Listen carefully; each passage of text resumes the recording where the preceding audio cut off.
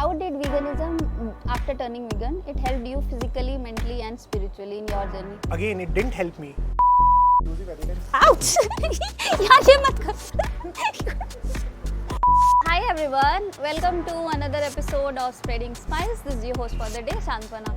I hope you all are doing great and taking good care of yourself. Please make sure you're taking care of your physical and mental health. So good that we are going to talk about the topic that is veganism. So we are so happy that to collaborate with the page that is Voice of Vegan. And today we have with us that is Shivam. So hi Shivam, thank you for being here with us. I have been following you for a few months now and I have been seeing your journey and that is very inspiring. So we'll get to know it throughout the session. Now firstly we'll start with how are you? Thank you for taking out your time and how is it for you to be here? First and foremost, thank you so much for inviting me, and thank you. Despite having a non-vegan page, you still chose to have this discussion on, and that is very good because we want the word to get out, and I'm looking forward to this discussion because I want people to know what veganism is all about, because there are a lot of misconceptions around it. So hopefully I'll be able to break some myths today. So that's the idea. Awesome. So yeah, I mean, the word that we hear, veganism, it would always have a lot of misconceptions. Lately I have been following you, so I have got that knowledge ki there are a few misconceptions I have been having from a very long time. So that is so great. So we'll start with very basic, because few people are not even aware what exactly is vegan, especially in India. So we'll start with what exactly is vegan and how has your journey been in being a vegan till date. Okay, so I'll address first the first part of the question. I'll explain what is veganism. The biggest misconception, I'll start with the misconception first because that is what people think of veganism as. Most people in India think that veganism is a diet because if you look at the terminology, there is non-vegetarian, then there is vegetarian, and then you eliminate certain alphabets to arrive at vegan. So people think it's a diet, right? So that is the biggest misconception around it, that veganism is not a diet. So then what exactly is veganism? It's a social justice movement like any other social justice movement, for example, feminism. And the aim of veganism is to abolish animal slavery. And anyone who subscribes to the idea of veganism is a vegan, right? And a vegan is someone who rejects the commodity status of animals. That is, animals are not commodities, they are not here for a use or abuse, right? Everything else you hear on mainstream media or social media is misinformation, I can guarantee you on that. So people will tell veganism, they have become vegan for their health. No, they are not vegan. They are on a plant-based diet for their health, right?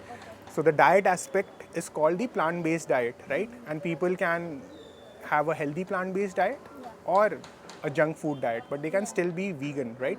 Veganism is a social justice movement. So I think this is very important for people to understand that veganism is not an elite stance. You don't have to consume avocados and almond milk to be a vegan. In India, you can rely on traditional Indian plant-based diet. So yeah, so that's the basic information about veganism. My journey so far, so I've been a vegan for almost 3.5 years now. And as a vegan, there has been no issues per se, right? Okay, so there's a cat who's here to talk about veganism. Yeah, so my journey has been very normal. So as in, people think that once you become a vegan, you'll have some great transformation or something of that sort. There isn't anything specific like that, unless you choose to be a healthy vegan and then you leverage the benefits of a whole food plant-based diet. But apart from that, it's very much normal, right? So it has been a normal journey as a vegan. There are certain aspects about it. One thing is that I've made many vegan friends. So because once you become vegan, you meet a lot of people who are like-minded. So that is one thing. There's another aspect to it, that there are many days when I feel hopeless, because when we go out and the kind of society that we live in, we have normalized violence and death, especially on our plate, right? And once you have that shift in perspective, it becomes so evident when you go out, right? Because of that shift in perspective. So there are days when you feel hopeless, like what kind of world am I living in, right? Because so much of violence has been normalized and people are completely okay with it, right? So those are the days when you feel low, right? But then again, we also derive our strength from that this is what we are fighting for. And as an educator, I think this is my role to create awareness on this topic. Yeah. So I've been a vegan for 3.5 years and an animal rights activist for almost 2 years now. And I educate people, I do street outreach, I go to colleges to conduct lectures on animal rights and ethics and all the related subjects. And interviews like this always help to get the word out. So yeah, and I'm also a content creator, as you have already seen, right? So that is so great, because I think it's very important to make people aware, because how we have been grown up. But when we see about vegan, most of us are not even aware what kind of cruelty animals go through. So it's very important to put that out. So yeah, thank you for sharing that, and thank you that you are doing it, because I feel that having that consciousness and just making the things like you have that awareness, now you are doing it for yourself, but also throughout the journey you are also making people aware that this is what I have been through, and now I am ready to share my knowledge as well. That is a very good thing that you are doing.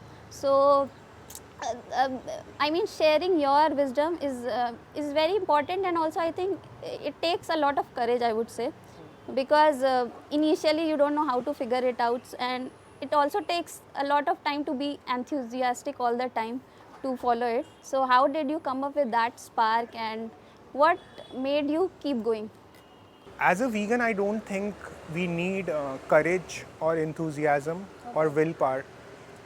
We need ethical values, right? So, and again, it's a very interesting question that you ask, because a lot of time people have this misconception that you were when you were non-vegan, you used to consume XYZ food, you were really fond of it, and now that you have become a vegan, how do you control your willpower? So that is how the question is structured, right? Like for example, I'm from Lucknow and I was a non-vegetarian, right? So I used to eat galauti kebab, tunde and all of that, right? So now when I visit my hometown, people ask like, how do you control yourself? And that the misconception is that people think that we are controlling ourselves. We are not controlling ourselves, right? We have changed our perspective completely. Earlier, we used to get enticed by looking at these food products because we used to think of the aroma, the flavor, and eventually the taste, right? And now the perspective is that we know that the food on the plate is a result of cruelty and suffering. We can sense the stench of death and we can see the violence behind it, right? An innocent being was mutilated and murdered who had done nothing wrong to us in any way, right? So because this perspective is there, it's not a question of control anymore, right? So that is the first thing. And then I think you asked about courage, right? So courage in what sense? As an animal rights activist? As an activist, and being like, you start with something and then you're like, okay, now it is something that I have to make people aware as well, but I have to take people along with me in this journey, because that is what I am here for. Something like related to your purpose. Yes. So again, as a vegan, I don't need courage as such. As an activist, it takes courage, and especially because I'm trying to educate others, right? And there are good days and there are bad days, right? Some days people listen to you, they understand your perspective, they change. There are other days when we get a lot of resistance because what we are saying directly challenges people's worldview, their habit, right? So we face a lot of resistance. There have been instances where I have been cancelled by a group in a proper group discussion. So there are days like that, but now I've gotten used to it and accepted that this is the fact of life. This comes with the role that I've chosen. So it's okay, right? I genuinely believe that most people are compassionate and decent beings. It's just that we have disconnected ourselves from from animals, right? We have disconnected ourselves from their suffering. And my aim is to reconnect people with animals. That's the aim. And I know that there are people who are waiting for this knowledge. Because of this activism journey, there have been so many times when we tell people about the reality of it and we make them connect with it. Because sometimes we often know the reality, but we don't connect with it because we have been conditioned to ignore the cruelty that's happening to the animals because of us. So when we make people reconnect, we have seen instant results as well, where people were like, okay, and within a week we have got a message that whatever you said made sense, and they chose to become vegan or on the path of becoming a vegan, right? So those are the people I try to search and give this information to, be it through direct conversations or through social media, right?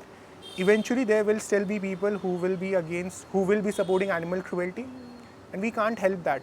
We have so many stringent laws, but there are people who resort to human cruelty as well, right? So eventually I hope that there will be a day when we'll have laws against animal cruelty, and that will take care of the next set of people who will be adhering to it just because it's a law, and then there will be people who will still not adhere, so we can't help that. I connect with it because what I feel is that there is a consciousness journey that we have, but most of the time we have to have a pull from anywhere, social media or from someone, to tell us that okay, this is something that you need to look into. So anyway, from your content, I think people are eventually reaching out to it, so that is a good thing. That is great. So being in this journey, I would... Are you afraid of cats? Yeah. Even I'm not very fond of cats, no offense, but... Okay, so... Why? Okay, so being like in this journey, you would have faced a lot of hatred, ill comments and all of that. So how do you handle that and keep up with that spark to go on?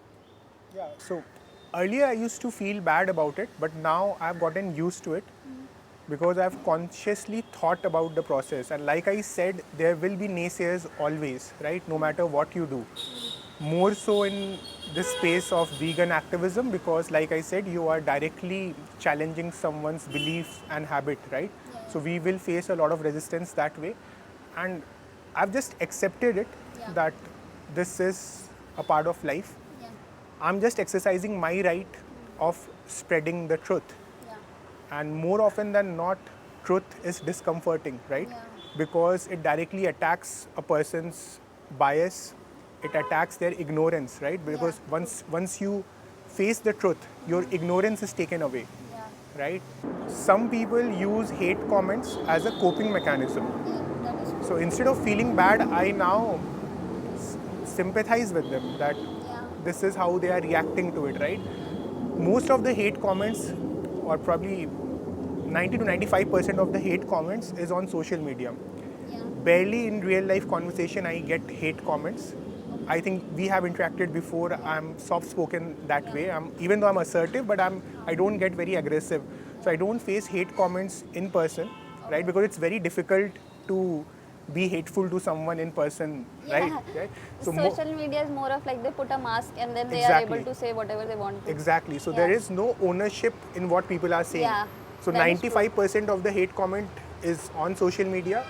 Within that also, if you segregate, like there will be 70 to 80% of those hate comments are coming from anonymous accounts.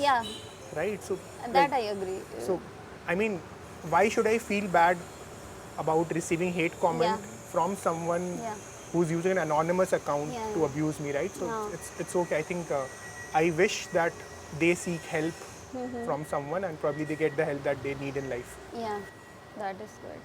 That is so great that you're continuing it. And I would agree to the point that social media has no ownership at all. So people would always have some fake account, or I would say always they would comment with that, because whenever we see that mostly, that whenever we see very much hate comments on something, there would be not any good profile if you go authentic profile. Yeah, so that's nice. So talking about veganism now, that a lot of misconceptions that we have. So one is that we are against animal cruelty, but what about plants? Do plants do not feel pain? Yeah. So, what are your thoughts on that? My thoughts on that is straightforward, that there is no conclusive evidence. Ouch! यार ये मत कर. नहीं.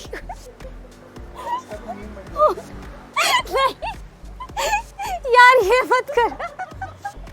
Oh shit. Even the so the cat is furious because you asked if plants feel pain, right? So even the cat knows that plants don't feel pain, and I think the cat has taken it as a personal offense that you have clubbed animals and plant in the same category. The cat coming up. Yeah. The question. Yeah. So I think cat's stance is the same as mine, that plants do not feel pain. Yeah. The cat feels pain. We feel pain. Humans feel pain, but not plants. No, it's fine. You can. This recording would be. You want to ask the question again? Yeah. My question was that animal cruelty is fine, but plants do not feel pain. What is your thoughts on that? So, like I said, my thoughts are very straightforward on it, that there is no conclusive evidence that they do feel pain. Okay. Right? There is conclusive evidence that humans feel pain. There is conclusive evidence that most animals feel pain. Yeah. But there is no conclusive evidence that plants are sentient beings. Okay. So I'm using the term sentient Okay. beings. So I'll take a moment to explain what is sentience. So sentience is essentially subjective awareness. That is a being who's capable of perceiving the surrounding, and from there on a lot of other emotions associated with it, and pain and suffering is a part of it, right? So a plant doesn't have a central nervous system to perceive pain. They are complex beings, no doubt. They react to stimuli, no doubt. We have heard of complex plants like a Venus flytrap. When an insect sits on them, they close and consume the insect, right? Yeah. But that is again reacting to stimuli. That is not perceiving pain and suffering. So there is no peer-reviewed scientific research paper which claims so. Only thing that we do here is on social media and on sensational article that plants are screaming and all of this. Yeah. So they will not do the thorough research by reading the paper. They will just take some of the keywords from it, which they know will do work, which will work well on social media. But there is no peer-reviewed research paper which claims so. So that is one thing, right? So to say something like this, that it is justified to abuse animals because there is a possibility that plants may perceive pain and suffering is disingenuous, right? Because on one side we know for sure that the animals feel pain and suffering, right?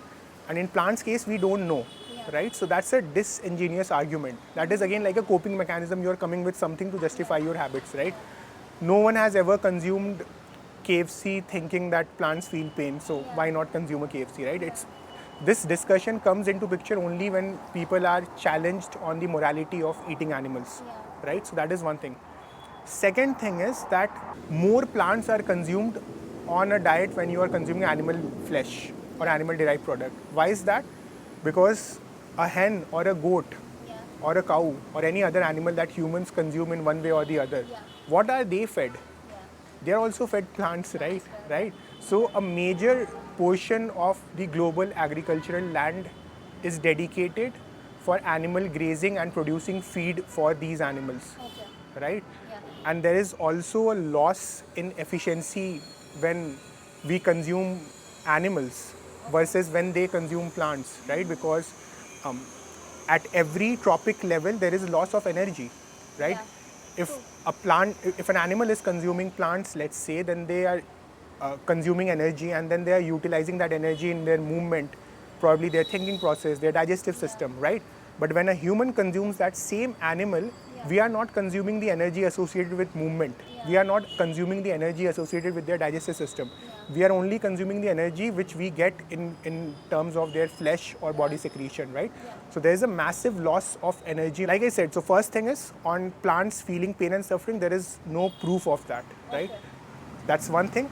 Even if someone has faith in the notion that plants feel pain, even then they should consume plants directly to reduce plants' quote-unquote suffering, right? But but the scientific consensus on this topic is clear that plants don't feel pain. Or rather, I would like to phrase it this way, that the scientific consensus on this is clear that there is no evidence of plants feeling pain. Okay, thank you for sharing that.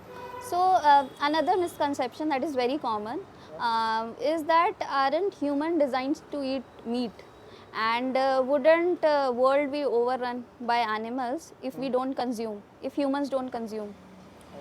So there are two questions there. One is the design aspect, Yeah. and then so I'll address the design aspect of it. There are two ways to look at it. I'll share both schools of thoughts with you, and you can decide which one you want to subscribe to. So first is that humans are not designed to consume animals, in the sense that if you leave a human in a field and also a goat, and you ask the human to chase the goat and then kill the goat with bare hand and then tear the goat apart using your teeth and then eat the raw flesh to digest it, we'll not be able to do that. We'll fail at multiple levels, right? So that way we can say that humans are not designed to consume animals, right? The second way to look at it is that humans are gifted with intelligence and creativity. So maybe we don't have to put ourselves in this scenario. We can create tools, techniques, processes to kill the goat, to cook the flesh of the goat to a certain level of heat so that it becomes digestible for us. So if you consider intelligence and creativity and the use of it, then we can say that yes, we are designed to consume animal flesh, right? Either schools of thought you subscribe to, I would say it doesn't matter. Why? Even if we are designed to eat these animals, right? So what is the question? I'll give you a very simple analogy. A pedophile is designed to abuse a child, right? They are stronger than a child, they are smarter than a child, they have a desire to abuse the child, and the child doesn't have the potential to resist that, right? So just because someone is designed to abuse other beings doesn't mean that we should exercise it, because we are also designed to have a moral agency. We can distinguish between what's right and wrong. We have created complex ideas such as justice to create a fair world, right? So I'm just requesting people to extend the same logic and see that even animals should be considered into our world, and we should treat them with respect, right? Just because someone is designed in a certain way where they are stronger, smarter than the other being, doesn't make it justified for them to abuse the other being. As simple as that. I gave you the example of child abuse. You can think of any human-related operation. You'll be able to see that this has been the cornerstone of abuse in many forms of oppression. A classic example of that would be patriarchy as well. A lot of people would argue that men are biologically stronger than women, and hence in a way they are designed to abuse them, right? This has, or not exactly abuse them, but then people would use the same rationale to exercise dominion over the other sex, right? And this has been used. It's not something that I'm making up, right? This has been the case for so long, right? So hence I'm saying that whether or not we are designed, it's not a valid justification to cause pain and suffering to someone. True. I hope that makes sense. Yeah, that makes sense. That makes a lot of sense. Yeah. So yeah, thank you for sharing that. Talking about other misconceptions now. I mean, from the very starting, we have been eating milk, drinking milk, and eating eggs. So what do you think? This is a dairy product, and we know about vegetarian, but we don't know about vegan. So what is wrong with milk? Yeah. So, like I said earlier, veganism is a social justice movement where we see that animals are not commodities. They are not products, they are beings, right? So the very first issue with milk or any other animal-derived product which is not animal flesh, essentially, is what you are asking, right? Milk is coming from an animal and egg is coming from an animal. The issue with that is that we still see them as products. If we are just taking eggs, for example, maybe we see the egg as the product and the animal as means of production, right? We are still commodifying them, right? So that is, at a theoretical level, that is the issue, right? And then if I extend this theory into practice, then every time we think of someone as commodity, right? Slavery is a great example of this because even then some humans were considered as products, as properties, right? And if you treat someone as product or property or as a commodity, then cruelty will follow eventually. That is how it is, right? Because we don't give moral consideration to products and properties, right? So even if we are just taking their milk and eggs, cruelty will follow. That is theory, right? Now let's look at the practical aspect of it, whether there is cruelty or not, right? So dairy, when we talk about, I'll talk about dairy first. So when does a mammal give milk? When a child is born. Yeah, so after pregnancy, right? So the first thing to note here is that for the dairy farmer to sell milk, they have to ensure that the milk is being produced, which means what? They are subjected to continuous cycles of pregnancy, right?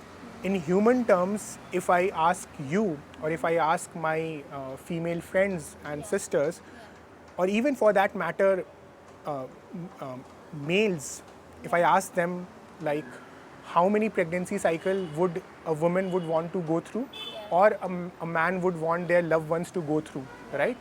The answer in today's day and age would be 0, 1 or 2, right? No one would say that more than I want to have more than 2 children or like that, right? One of the reasons for that is that pregnancy is such a taxing process, right? In human terms, if someone goes through pregnancy, then the whole family takes care of them. Why there is so much of consideration is because we treat women as independent individual beings, right? We give them moral consideration. But when we talk about dairy animals, we are not giving them moral consideration. So we don't think of all that. If let's say there's a dairy farmer X and they want to sell milk, right? They would want maximum milk production. And hence, it is a common known fact, you can check out in any dairy farm, that they are subjected to continuous cycles of pregnancy right from the time when they hit puberty, all the way up to the time when they can't give milk anymore. Because their body is drained so much, right? So they have been reduced to milking machines. They have been reduced to objects, right? So you would agree this is abuse, right? Yeah, this is an abuse because even I would feel that some of my friends, not friends I would say, but relatives, after pregnancy I would talk to them and they would be like, after one child they would be like, I would not be prepared to go through that again. So if that is been through for a cow, that would be for any mammal, I would say, that would be a very long journey. Another important aspect of it is the upside of pregnancy is motherhood. Like that motherhood is considered such a strong feeling because a mother gets to spend time with their child, right? In dairy animals, if the child is a male calf, then what do you think is happening to them? Because they are no use in the dairy industry. Yeah. So they are separated from their mothers. And then they are sent to slaughterhouse. Right? So a mother goes through a pregnancy and then more often than not they are separated from their baby. Right? Even if it's a female calf, even they are kept at a distance and they are allowed to drink milk only twice or thrice throughout the day. Right? Because if they consume the usual quota of milk, then that is directly cutting into the revenue of the dairy farmer, right? So there are multiple measures taken to ensure that less and less milk is consumed, right? They are fed solid food at a very early age so that their hunger for milk is quenched. So this is a reality of dairy industry. Third thing is how they are made pregnant, right? So they are not in most cases, they are not mating with the bull to become pregnant. There's something known as artificial insemination, wherein the semen of the bull is collected and then inserted inside the private parts of the cow or the buffalo.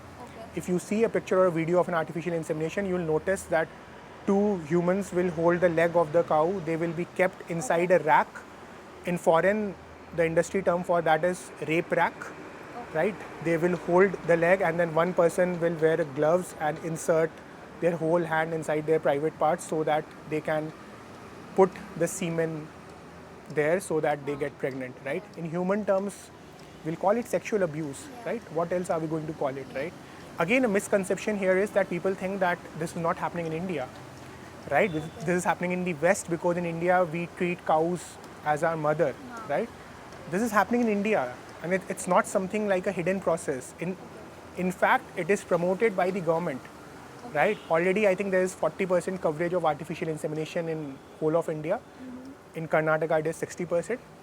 And government is promoting this because this is very efficient and effective for the dairy farmer, right? It is cost effective and it is efficient for them because otherwise they have to have multiple bulls to get this done, right? So this is abuse, right? What else are we going to say this to? And this is happening why? Because we are creating demand for milk. We think that as vegetarians, I'm talking about vegetarians who take pride in India calling themselves pure vegetarians, that they are not participating in animal cruelty. This is the reality of it, right? And the male calves and also the retired mothers, they are eventually sent to slaughterhouse, right? So the dairy industry, the beef industry and the leather industry, it's part of one supply chain, which also people don't know. It's not like the animals in the beef industry are not a separate animals. They are coming from the dairy industry. Milk is extracted at the beginning of the supply chain, beef and leather at the end of the supply chain. People have this question, but in India we have laws banning beef, right? What people don't know is that that law is applicable only to Indian origin cows, the desi cows, right?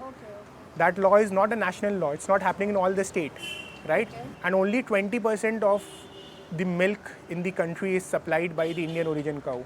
The rest 80% is coming from buffaloes or from hybrid cows, Jersey cows, right? There is no law against slaughtering them. Whenever you see a stray dairy animal, you will only find stray cows. You'll never find stray buffaloes. Because there is no restriction in killing of buffaloes. Because cows, there are restrictions, so when they can't give milk, they leave them, right, on street and where they eat plastic and die, right? And that is the reality of it. So from the victim's perspective, from the animal's perspective, it doesn't make any difference if you consume dairy or beef or wear leather. Yeah, I think that is so true because we see the side where we know that cows have been sheltered and they are properly, we are taking milk from them. But what about the dark side that you have shared right now? So that is good to be aware of. In this also, I would like to say that the shelters that we talk about, they are gaushalas, right? Gaushalas are the ones who take care of the Indian origin cows, and most of them do it once the cows are unable to give milk, and then they are registered NGO and they work through funds and all, right? But there is also limitation of how much they can take in, right? Because pregnancy is happening every year, there is a birth every year, how much will they take in, right? And you can reconcile the fact that India happens to be the largest milk producer. India is also one of the largest beef exporters in the world, right? Where is that beef coming from? That's the same supply chain, right? And you asked about eggs also. Again, the eggs, why people think it's fine to eat eggs is because that egg is unfertilized, which is true actually, that the egg is unfertilized.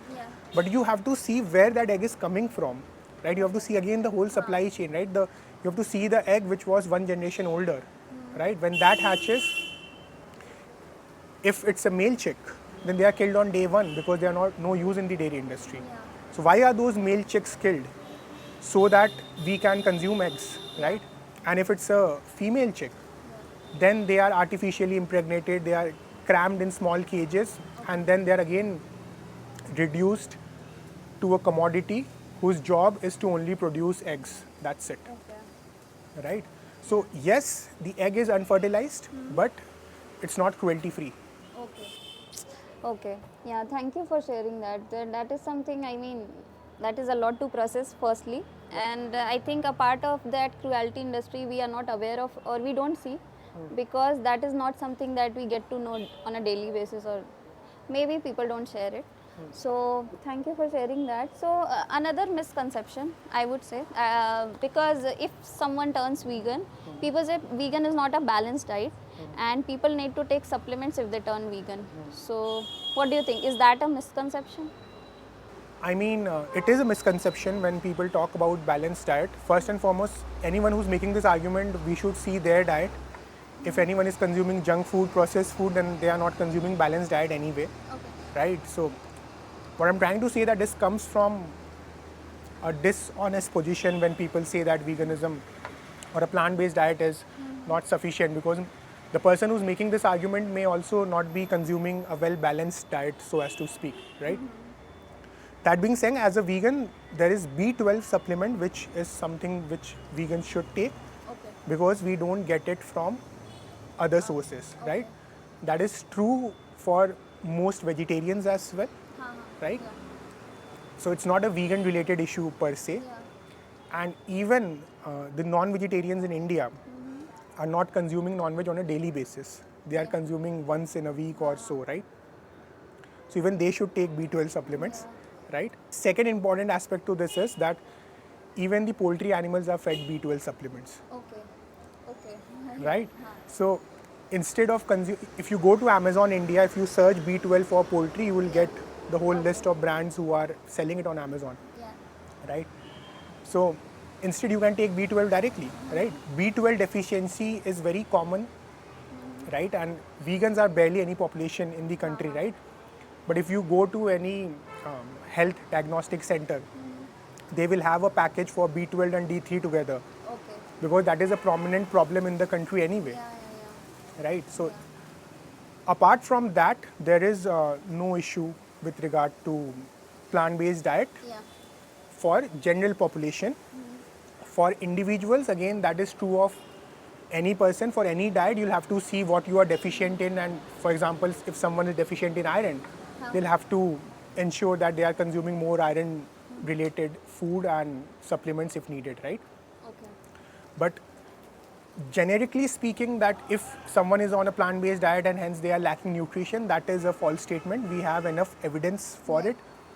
Major nutrition bodies across the globe have certified that a well-balanced plant-based diet is adequate to take care of all your nutritional requirements, irrespective of which phase of life you are in. You can be an elite athlete or a pregnant woman, you can still sustain, not just sustain, but thrive on a plant-based diet. And we have enough anecdotal evidence now where people have been on a plant-based diet for years. Awesome, that's great. Thank you for sharing that. So, So, we had a lot of talk about veganism, so I'll start with some fun questions. I'll drink water and then I'll be ready for the fun question. So, what is your favorite go-to place? My bed Okay, that's nice. with my partner, if I may add to that. Nice. Your favorite vegan food? I would want you to rephrase that question and ask me what is my favorite food. Obviously. Yeah? Yeah. So dry fruits probably. Oh, nice. Asian cuisine, which is plant-based by default because they don't add dairy and stuff. So these things. Okay, awesome. A meal that you can eat every day? Oatmeal. Nice. Okay, so... As boring as it may sound, I'm very fond of oatmeal because it's very quick to cook. Yeah. So I don't find it boring because even I do the same. Yeah. So, any vegan brand that you are currently obsessed with? I mean, again, no specific brands as such which is vegan in nature. Yeah. And I know it's a fun question, but if it's okay with you, I would like to elaborate on this. Yeah, definitely. So I would like to address this because this is a misconception, and if I say a vegan brand, then again it will confirm to this misconception and this thought process that you have to eat from specific brands and stuff. Right? I can say that I'm fond of dal from Tata, right? Yeah. So what I'm trying to say here is that we don't specifically need to find brands to live a vegan lifestyle, right? So, but that being said, of course, we can indulge in delicacies, and that way there are a lot of vegan brands. I am fond of ice creams, so there are many vegan ice cream brands like White Cub, and there's this one brand I heard of. I hope I'm pronouncing it correctly. It's called Noto, right? Yeah. So these are some of the brands that I'm fond of, but yeah. But again, I want to underline that you don't need all of this to be a vegan, right? I don't want to be tagged as an elite vegan because I always say that you don't have to consume all of this. Yeah. Okay. Okay. And next, this is my favorite question. If you were not into animal activism and veganism, what would your profession be? So I also have a profession, by the way. Okay. Okay. So you said you are an IT professional, Yeah. and that's why I was asking you about Python and stuff. I am a senior project manager. Oh shit. So Okay, I'm so sorry. But that being said, I dedicate a lot of time to activism. So I would not call it as my second profession because I dedicate equal number of hours to both of them. Okay. So if let's say that the world goes vegan and there's no need for me to educate people on this, then I would take up another social cause which is very close to my heart, which I've worked on earlier as well, that is child rights.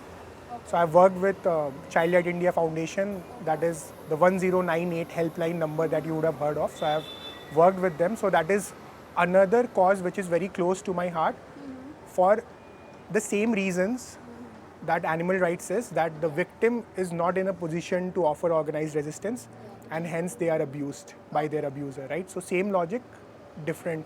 And I hope that in future I get time to work for child rights in parallel with animal rights.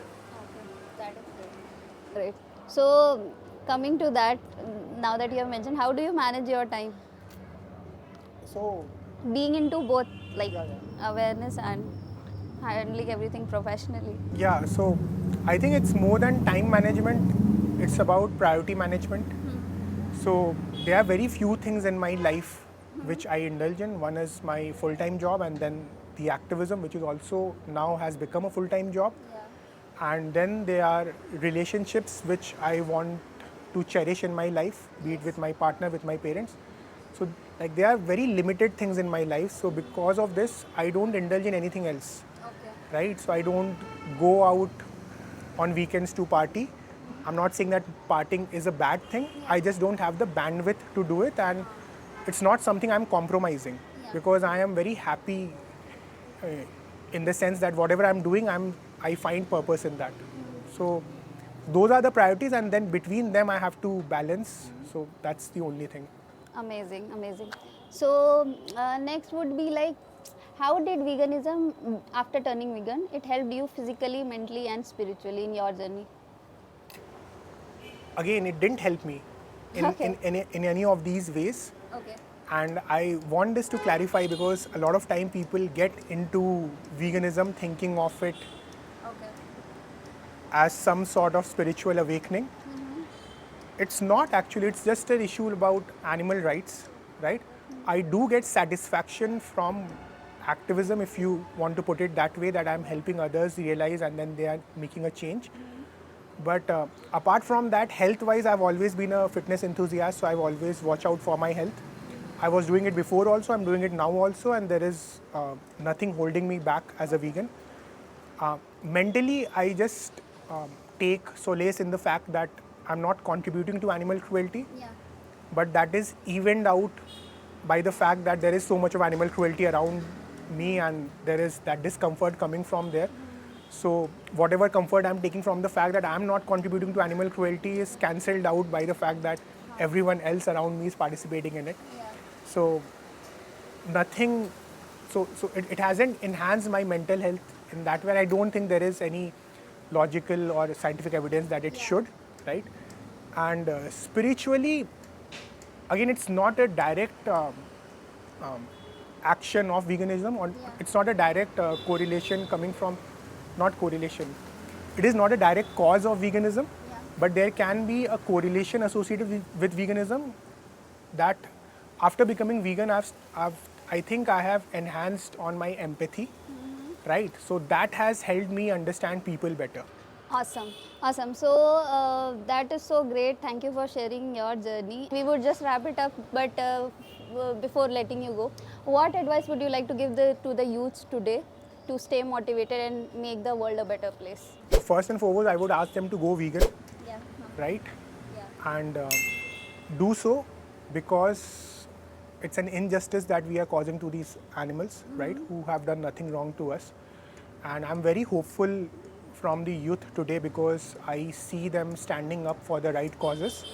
And I would request them to educate themselves on this topic, right? And exhibit compassion and stand for the right cause. And I think we should be on the right side of justice. So that is the first thing with regard to veganism. Second thing is, in general, if I can give some generic gyan, Yeah. then that would be to do a lot of introspection. Yes. In the sense that nowadays we are bombarded with information and content all around. There's so much of distraction. Try to take pause from that, do introspection, try to find what is meaningful to you, what is your purpose in life, and then try to steer clear from distractions.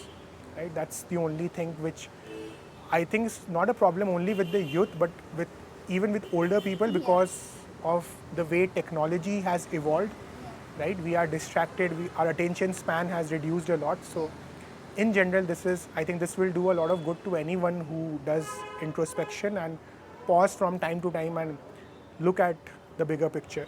Awesome. So thank you so much for sharing your journey. I think for now, being in this journey and then working all day and then educating people, not just being aware but also sharing your journey along the way. That is so great, and I think through this session people would learn a lot. So thank you for sharing your journey, and also all the knowledge throughout this would help us. So yeah, thank you for taking out your time and being here with us. And we met on the streets of Church Street where you had that interview, and I think a lot of people around us also would have that awareness. So that is great, and yeah, thank you for taking out your time and being here. Thank you so much for having this discussion, and thank you for all the kind words that you said. It makes sense only if more and more people take action on the information that is shared with them. So just would like to ask you, because we met at Church Street probably 2-3 months back. So are you a vegan or a transitioning vegan? So for me, I am a vegetarian. I was non-vegetarian, but I think I am a vegetarian now almost 2 years now. 2.5 years, So that was, I don't think I chose that because of any reason, but that came to me because my body rejected it, I would say. I am not a vegan, completely vegan, but I don't consume milk on a daily basis. I don't think even I would say any products, I would say, because my diet has been very basic. Whatever I get to eat, home cooked food, I am good with that. I am in the process, I would say, of a transitioning vegan, but not a complete vegan till now.